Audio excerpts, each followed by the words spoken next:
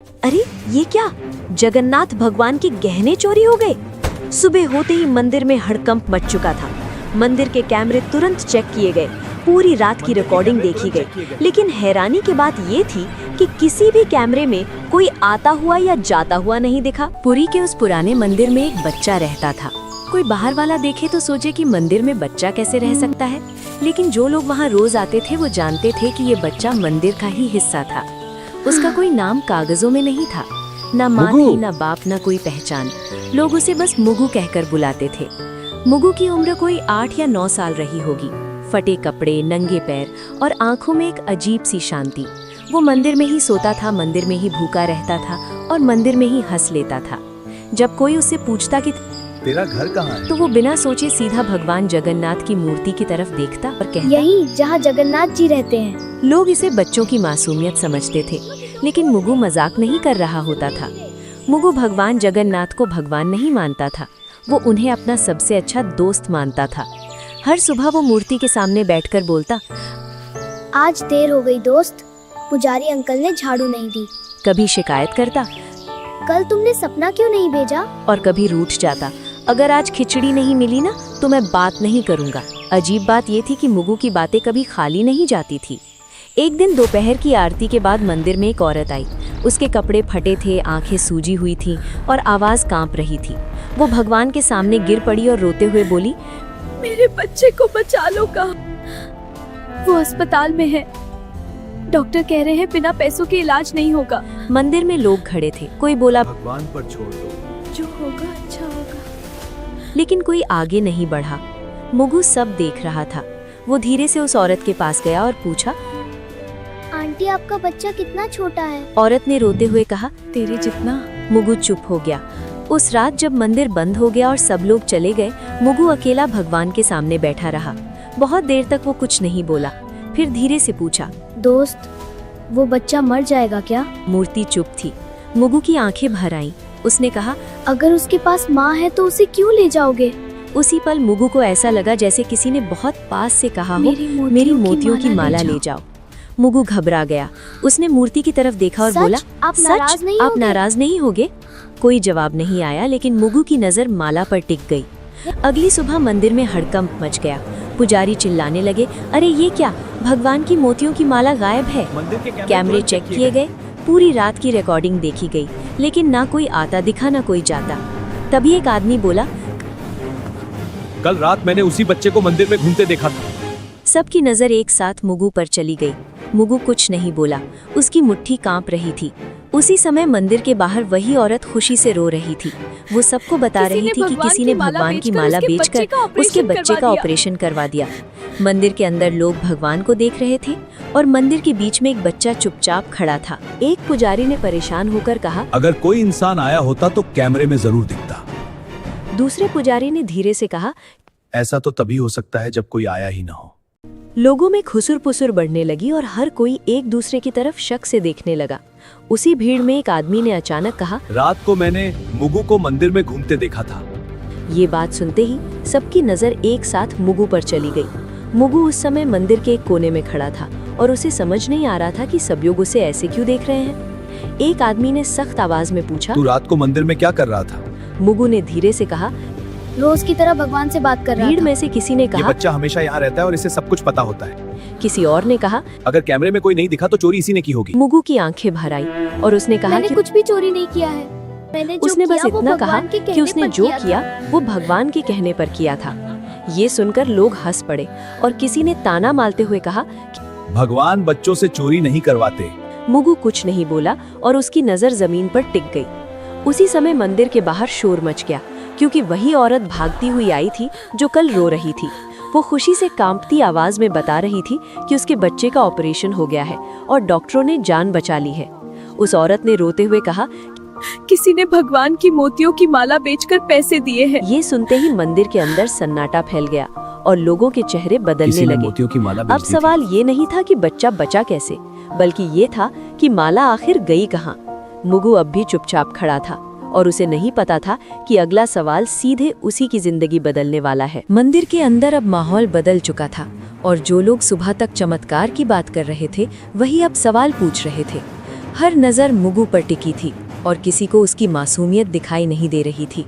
एक आदमी ने ऊंची आवाज में कहा कि अगर माला भगवान के कहने पर ली गई थी तो वो अभी वापस क्यों नहीं आई? मुगु ने घबराई हुई आवाज में कहा, मुझसे कहा गया था कि वो माला उस माँ को दे आओ ताकि उसका बच्चा बच सके।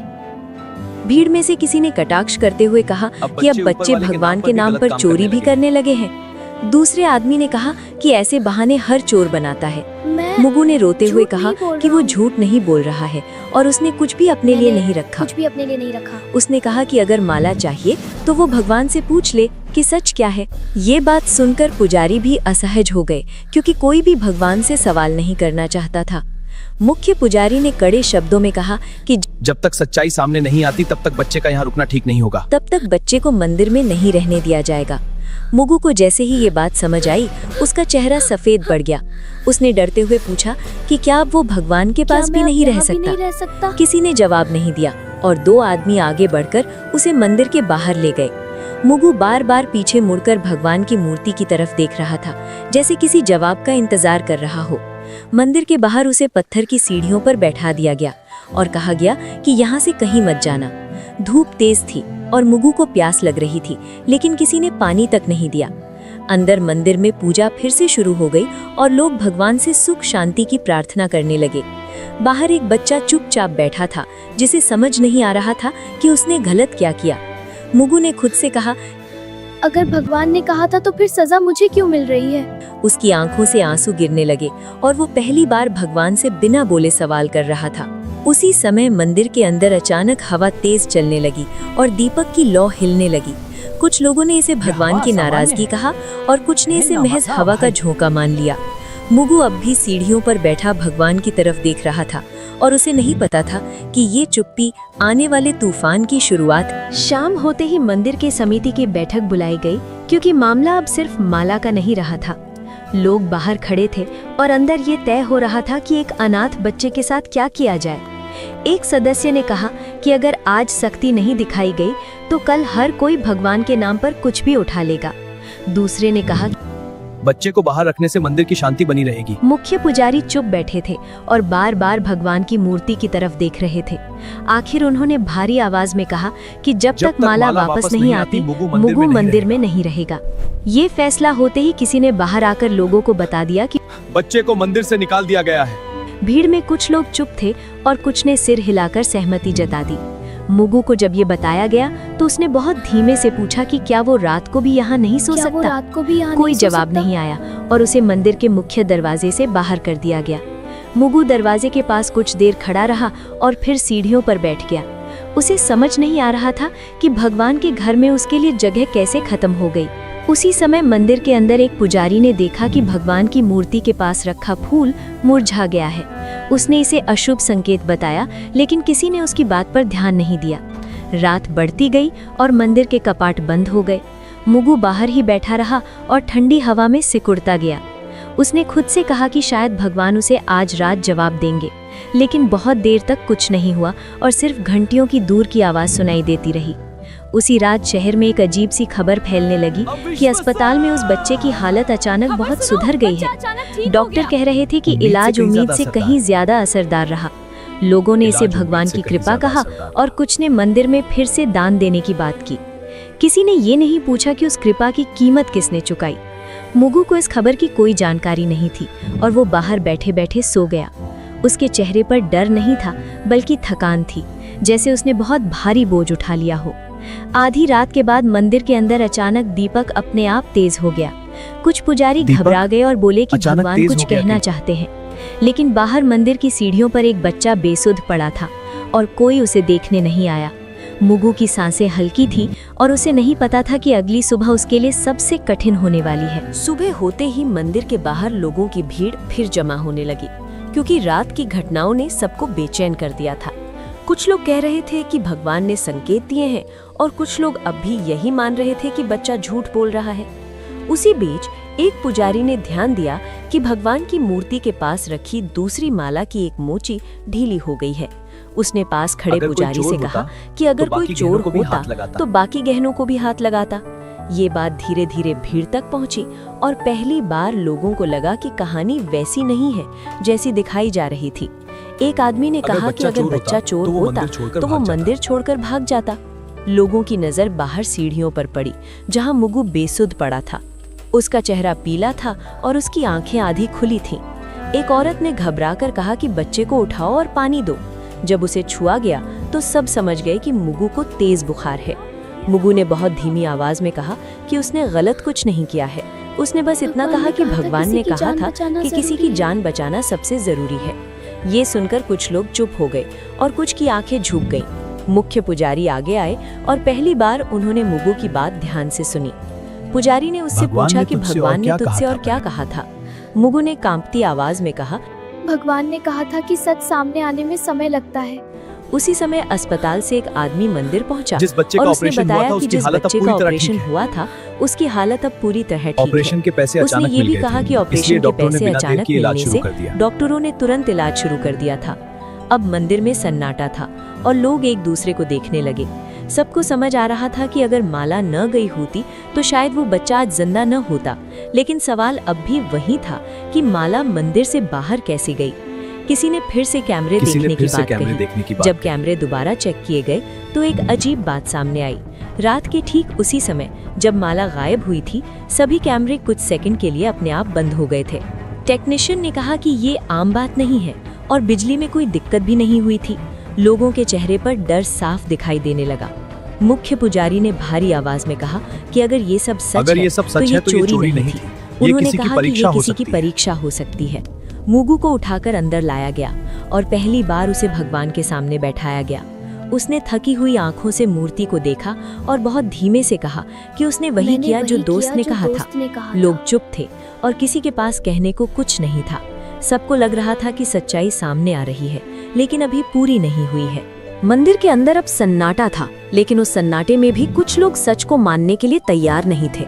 एक सदस्य ने कहा कि कैमरे बंद होना तकनीकी गड़बड़ी भी हो सकती है और इसे चमत्कार मान लेना ठीक नहीं है। दूसरे ने कहा कि अगर आज बच्चे की बात मान ली गई तो कल कोई और भी भगवान का नाम लेकर चोरी करेगा। ये बातें सुनकर कुछ लोग सहमति में सिर हिलाने लगे। मुगु को अंदर लाने के बाद उसकी हालत और बिगड़ने लगी थी। उसका शरीर तप रहा था और सांसें तेज हो गई थी। एक पुजारी ने कहा कि बच्चे को डॉक्टर के पास ले जाना चाहिए, लेकिन समिति के एक आदमी ने कहा कि पहले सच्चाई तय होनी चाहिए, इलाज बाद में भी हो सकता है। ये बात सुनकर कुछ लोग असहज हो गए, लेकिन किसी ने खुलकर विरोध नहीं किया। मुगु ने आंखें खोलकर बहुत धीमे से कहा कि उसे अब डर नहीं लग रहा है। उसने कहा कि अगर वो बाहर ही मर जाता तो भी उसने सही काम किया होता। ये सुनते ही मंदिर के अंदर खड़े कुछ लोगों की आंखें भर आईं। उसी समय एक आदमी जोर से बोला कि अगर बच्चा इतना ही सच्चा है तो भगवान उसे क्यों नहीं बचा रहे। ये सवाल ऐसा था जिसे कोई सुनना नहीं चाहता था। मुगु ने कमजोर आवाज में कहा कि भगवान हमेशा किसी को बचाने नहीं आते। उसने कहा कि कभी-कभी भगवान चाहते हैं कि इंसान सही फैसला ले। ये बात सुनते ही मंदिर में कुछ लोगों को गुस्सा आ गया। एक आदमी ने कहा कि ये बच्चा भगवान बनकर बोल रहा है। मुगु ने बहुत मुश्किल से मुस्कुराते हुए कहा कि वो भगवान नहीं है, बस दोस्त की बात बता रहा है। उसकी आंखें धीरे धीरे बंद होने लगी। उसी समय बाहर से आवाज आई कि एम्बुलेंस आ गई है। कुछ लोग राहत की सांस लेने लगे और कुछ अब भी खड़े रहे। जब मुगु को उठाकर बाहर ले जाया गया तो मंदिर के अंदर अचानक तेज हवा चली। दीपक की लौ एक पल के लिए सीधी खड़ी हो गई। कुछ पुजारी डर गए और बोले कि अब देर हो चुकी है।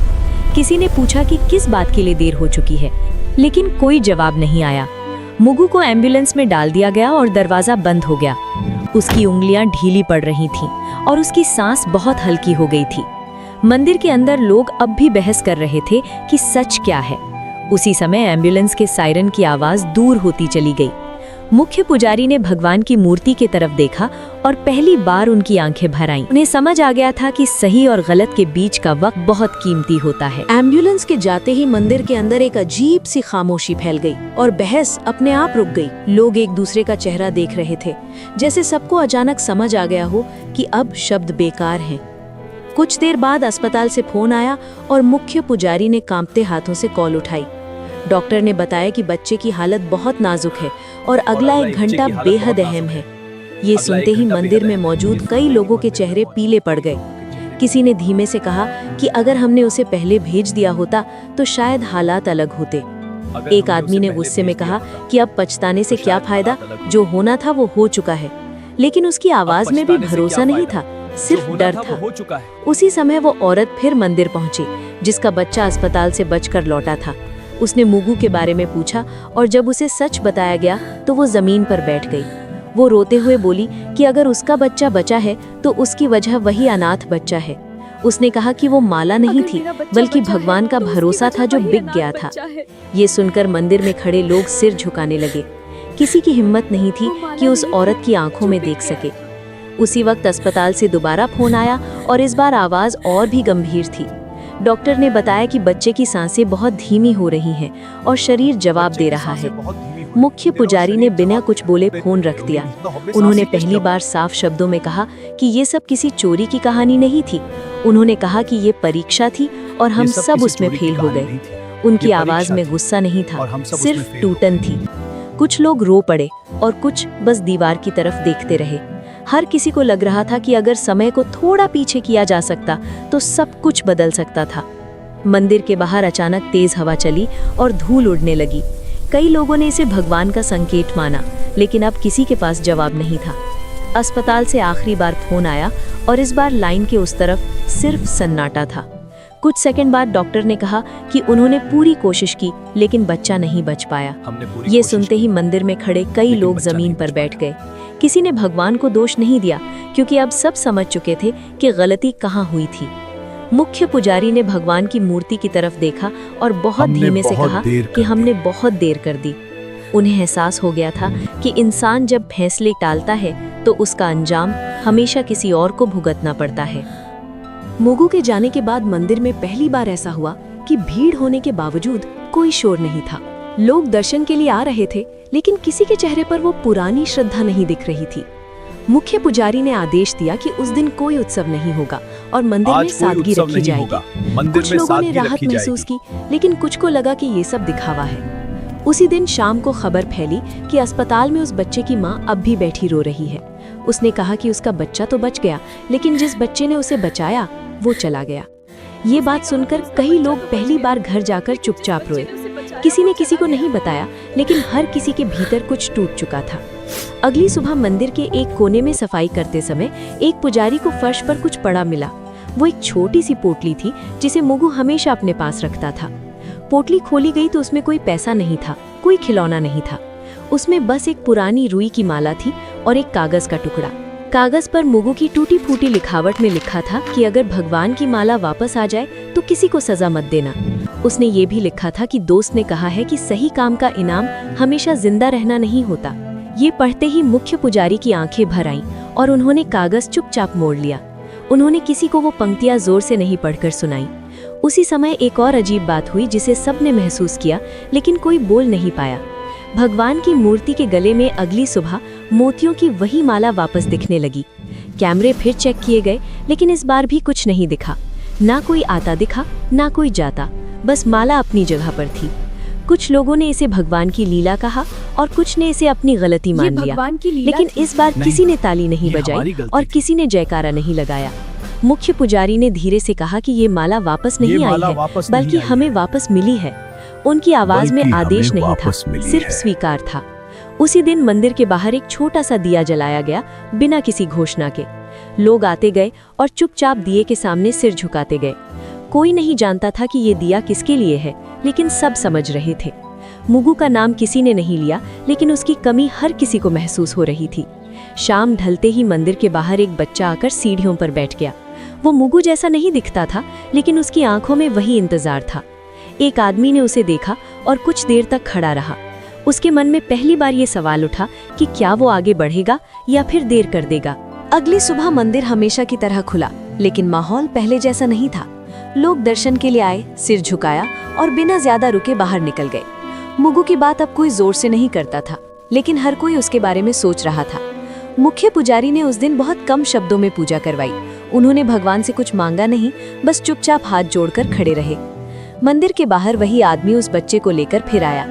इस बार बच्चे ने डर के बिना सीढ़ियों पर कदम रखा। किसी ने टोका नहीं, किसी ने सवाल नहीं किया। जैसे सब समझ गए हों कि कुछ सवालों का जवाब नियम नहीं होते। उस बच्चे को खाना दिया गया, पानी दिया गया और एक कोने में बैठा दिया गया। वो बार बार भगवान की मूर्ति की तरफ देख रहा था। उसने आदमी से पूछा कि क्या मुझसे भगवान उससे नाराज नाराज होंगे। आदमी ने कहा कि भगवान कभी बच्चों से नाराज नहीं भगवान होते, कभी बच्चों से इंसानों नाराज से नहीं होते हैं। इंसानों से ये होते हैं। सुनकर बच्चा हल्का सा मुस्कुराया, ठीक वैसे ही जैसे कभी मुगु मुस्कुराया करता था। शाम को मुख्य पुजारी बाहर आए और पहली बार लोगों से बोले। उन्होंने कहा कि भगवान ने किसी से माला वापस नहीं मंगवाई थी, बल्कि हमें हमारी इंसानियत याद दिलाई थी। उन्होंने कहा कि भगवान की सबसे बड़ी पूजा समय पर लिया गया सही फैसला होता है। भीड़ में खड़े कई लोगों की आंखें भर आईं। मंदिर के बाहर जल रहा दिया अब भी जल रहा था, लेकिन अब वो किसी की मौत की याद में नहीं, बल्कि एक जिम्मेदारी की तरह जल रहा था। वही औरत जिसका बच्चा बच गया था मंदिर आई। उसने उस बच्चे के सिर पर हाथ रखा और कहा कि कुछ कर्ज कभी उतरते नहीं हैं। बच्चे ने उसका हाथ पकड़ लिया। उसे शायद पहली बार लगा कि वो अकेला नहीं है। मंदिर की सीढ़ियों पर खड़े होकर आदमी ने आखिरी बार अंदर देखा। उसे लगा जैसे भगवान चुप नहीं है, बस देख रहे हैं। और उस चुप्पी में एक बात साफ थी, भगवान हमेशा किसी चमत्कार से नहीं, कभी किसी इंसान के फैसले से काम करते हैं। मुगु अब वहां नहीं था, लेकिन अगर कोई आज देर नहीं करता तो यही उसकी सबसे बड़ी मौजूदगी थी। कहानी हमें ये सीख देती है कि कई बार बच्चे घर से पैसे ले लेते हैं या चुरा लेते हैं तो माँ बाप बहुत गुस्सा हो जाते हैं और जाने क्या क्या कह देते हैं। मगर हमेशा याद रखिए, हर कहानी के दो पक्ष होते हैं। चाहे एक पक्ष आपको कितना भी सही या कन्विंसिंग लगे, दूसरे पक्ष को भी सुनना चाहिए। पहले ये जानिए कि उस बच्चे की स्थिति और परिस्थिति क्या है, उसके बाद ही कोई निर्णय ले और उसे प्यार से समझाएं। अगर आपको ये कहानी या इसकी सीख अच्छी लगी हो तो कमेंट में जय जगन्नाथ लिखें और इसे दूसरों के साथ भी साझा करें ताकि वे भी इससे सीख सके। जय जगन्नाथ।